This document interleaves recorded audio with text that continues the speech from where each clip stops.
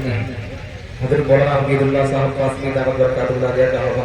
हुक्म है कि इसी उन्वान से 2-3 शेर पेश करना अपना जनाब हुसैन तवज्जो रखना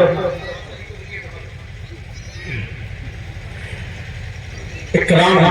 जो ऐसे वाकई में आप और बड़ा करते हैं उसे शेर संभाले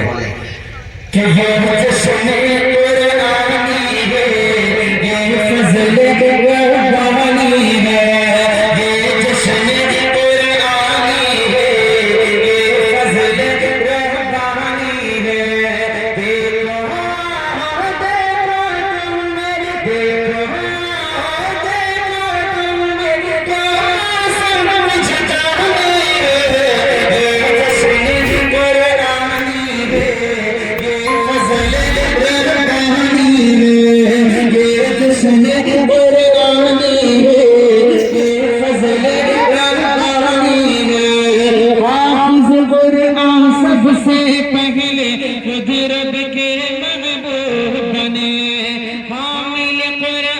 सबसे पहले